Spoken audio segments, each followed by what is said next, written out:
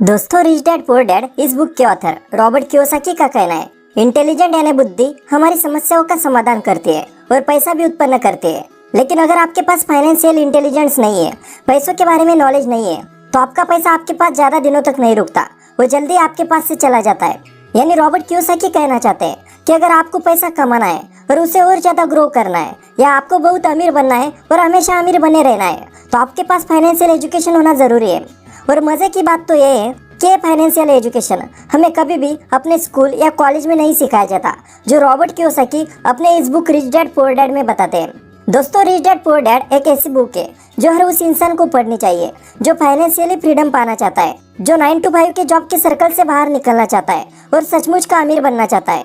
तो चलिए जानते हैं आखिर इस बुक में ऐसा कौन सा अमीर बनने का सीक्रेट बताया गया है जो इस बुक को इतनी ज्यादा यूनिक बनाता है। दोस्तों, रॉबर्ट जब 9 साल के थे तो उनके स्कूल के कुछ अमीर बच्चे समंदर के किनारे घूमने जा रहे थे, लेकिन वो रॉबर्ट को इनवाइट नहीं करते क्योंकि रॉबर्ट गरीब थे। इसका रॉबर्ट को बहुत बुरा लगता है और एक बार रॉबर्ट अपने पिता से कहते हैं कि क्या आप मुझे बता सकते हैं कि अमीर कैसे बना जाता है, पैसे कैसे कमाए जाते हैं।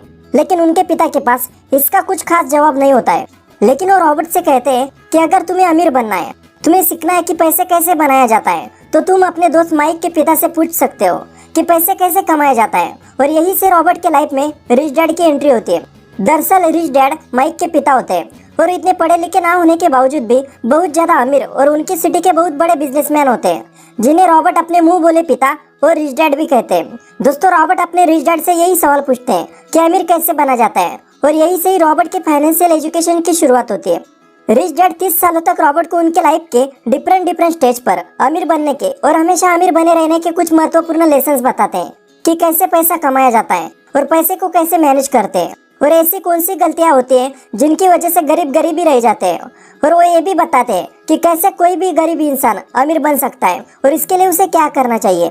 उन सारे लेसन्स को रॉबर्ट कियोसाकी अपने book rich dad poor dad में बताते हैं। तो चलिए जानते हैं उन सारे लेसन्स के बारे में।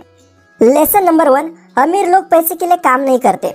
दोस्तों, इस लेसन में रिच डैडी बताते हैं कि ज्यादातर लोगों के जीवन को डर और लालच नियंत्रित करता है।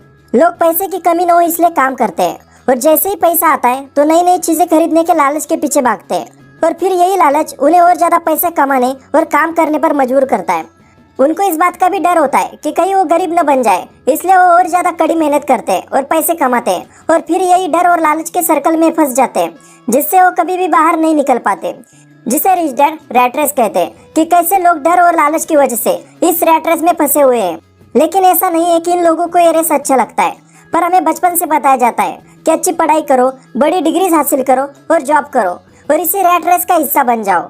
कई लोग इस रैट रेस से बाहर तो निकलना चाहते हैं, लेकिन घर की जिम्मेदारी की वजह से, समाज के डर और इज्जत की वजह से वो इसी रूटीन को फॉलो करते रहते हैं और दूसरों के लिए काम करते रहते हैं।